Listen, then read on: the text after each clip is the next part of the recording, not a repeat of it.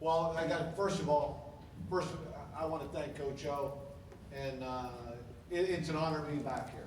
You know, and I don't know if you all know that when I left my time in Nebraska, and I went back to Youngstown for a reason. It was family oriented. It was about my family, where I wanted my kids to graduate high school, and I ended up being there about 5 years. I think 5 years. And during that time, I had a number of different opportunities to leave. And to be honest with you, I didn't even take them to my wife. I didn't even bring it up. But when this came up, when Coach O called, it was about 30 seconds before I went to my wife, and I was nervous. I went up to her and I said, "Hon," I said, LSU's, I'm going to be, they want to talk here tomorrow about me going back there." I thought she was going to lay into me, saying, "Are you crazy?" She looked at me and said, "Well, you're going to talk, right?" And this place is special to me.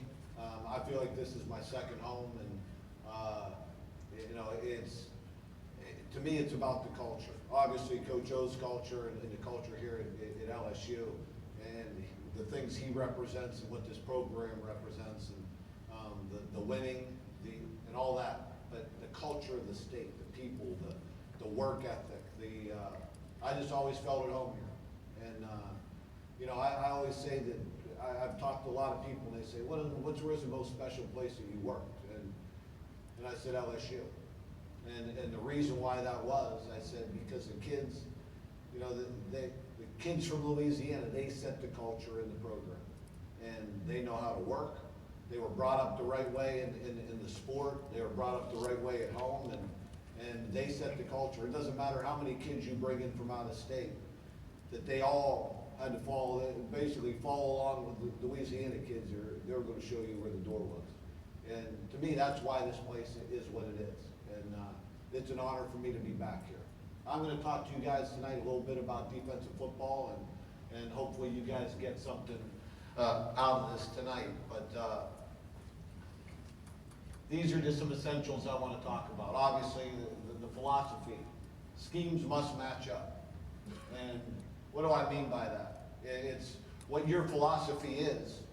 You know, whatever it may be, whether it's being single high or blitz or two high, whatever that may be, you have to sit down, and I think people forget to do this. Sitting down as a staff and actually saying, okay, what do we want to be? What's the most important thing to you? When you sit down or when somebody sits down and watches your team play, when they walk out of there, what are they going to say about your team? What's the most important thing? Well, whatever that may be, whatever you come up with as a staff, that better be everything that you do, scheme-wise, practice-wise, philosophically, you better head in that direction. Teach with detail. You know, keys, eyes. You know, the thing that gets people in the most amount of trouble defensively is their eyes being in the wrong place. You watch it, you can see it in college ball, in high school, and on Sunday, it doesn't matter. Guys staring in the backfield, seeing the wrong things, it's a recipe for disaster. So you better coach that aspect of things. Not only what you're doing, but how, and even more importantly than that, why. You better address that in everything you do. What, how, and why. Run and pass concepts. What are you going to be? What do you want to be run-wise? That better match up to what you try to do in pass coverage. Eye discipline, we talked about that.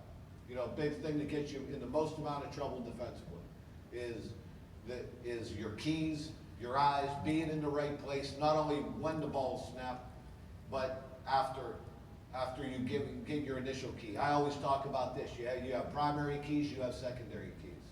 And if your eye's on that primary key too long, you're going to be in trouble. You better be ready to transfer your eyes. Technique, to me, that's everything. That goes into how you're doing things. You better be good technique-wise, and you know, that's one of the things I love about how we practice around here. Individual, you know, we don't pay it lip service. We do it every day, and we work the details and we work the fundamentals every single day. Drill work. You know, everybody has, everybody has these great drills. And I remember when I'll go all the way back to working for George Seifert when I was 24 years old, coaching for the San Francisco 49ers, and I'll never forget, he said, everybody would have these drills and he would pull it up the same way Coach O does, and he'd be watching individual, and he'd say, well, those are great drills. And he says, that's a crock of shit. He says, don't do drills, drill football. Do the things that are going to actually allow you to have success in your drill, in your teamwork. And if it doesn't match up, you can do it all day, but you better have things that marry up to what you're doing scheme-wise. Teach concepts. As I'm teaching this defense to our coaching staff, there's certain things that are just you line up and that's the way you're going to play. But, we're going to make adjustments on a week-to-week basis and game plan people. So to do that, we teach a lot of different concepts. For instance, today our offense, you saw out there, they gave us a lot of bunches. They give us some empty. So as we go through, that's great work for us. And I know we're not playing against our offense, but we might play empty 4 different ways during spring ball. We might play bunch 4 different ways. We're gonna have a bunch of different concepts that we're gonna expose our team to. And then when we get into game planning, they've heard it, they understand it, they can apply those concepts, and we can mix and match to take away what teams do best. And, I think that's something that this system, we're able to do in this system and how we teach. Understand your weaknesses. I don't care what you do. You might have, you have your beliefs, but don't try to pound a square peg into a round hole. You better figure out what your players do best, what your team does best, and play to your personnel, be able to adjust accordingly. Some multiplicity is essential. Every defense, as you know, and it's a sport of football. For everything you do, there is a weakness, and teams are going to find it. Especially now in this day and age, offenses are good. The offensive coordinators know what they're doing. They make you defend the whole field. You better be able to change things up every now and then and have answers to the things that they're doing. Or otherwise, you're going to have a hard time looking your team in the eye if you have no answers. And therefore, you better have some multiplicity in what you're trying to do. Pressure with a purpose. Everybody wants to blitz, and everybody wants to get after the quarterback. Everybody wants to have the latest scheme. But I always say this, that as you do it, it better marry up to what you're doing in your base package.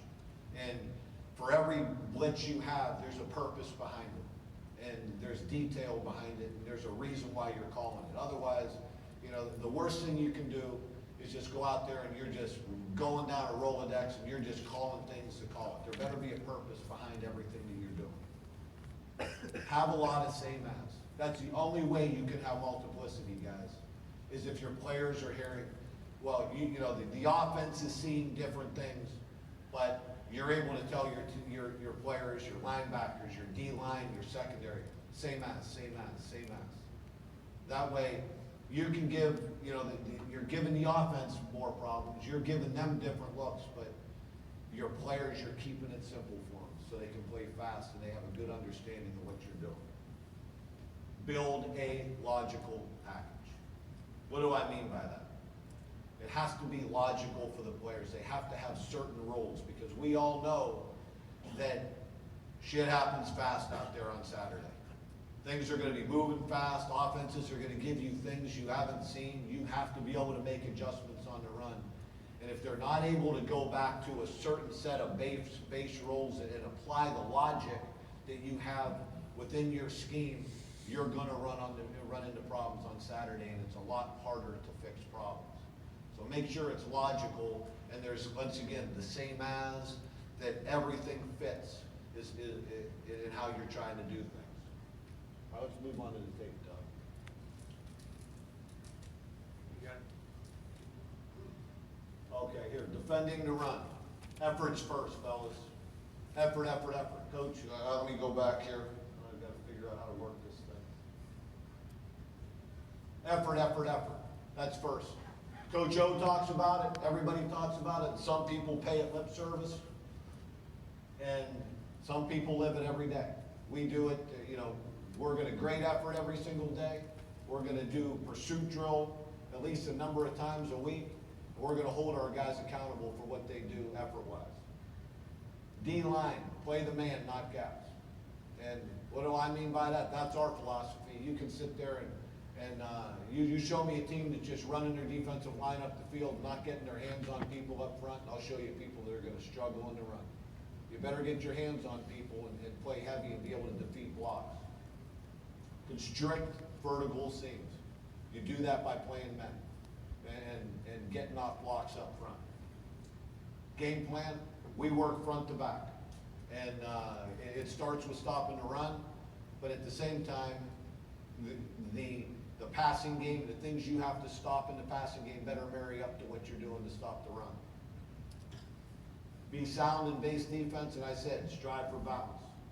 When designing your defenses, always use the same form of force. And what we talk about is lever, spill, lever. I'll get into that. We're going to be talking about the spread, but there's a certain form of lever, spill, lever that we'll get into as we get into the film here. Two high safeties help eliminate big plays. And I'm not saying we don't play all too high. We play too high, we play single high, we have multiplicity in what we're doing. But you have to have some too high aspects of in your package. And I only say that because, that it's real easy to sit there and say, we're gonna gap out, we're gonna be downhill every single play, we're gonna play with the middle safety. But there's been, we've studied it, I've looked at it, and this has gone over a long period of time, that when you have two deep safeties back there, squeezing the ball between them, being a great defensive football team, the number one thing you have to be able to do is eliminate explosive plays. You can't give up big plays time after time after time and be a great defense. And you do that by making sure that, let's face it, you're gonna have some breakout. You better have people back there that are able to squeeze the ball, play in space, and get guys on the ground. To me, we talked about it today a little bit to our defense. You earn the right to rush the passer and to get after people on third down by what you do on first and second down. And you do that by making sure you have to make a football team and offense earn it all the way down the field. The more third downs you create, the better chance you have of getting off the football field.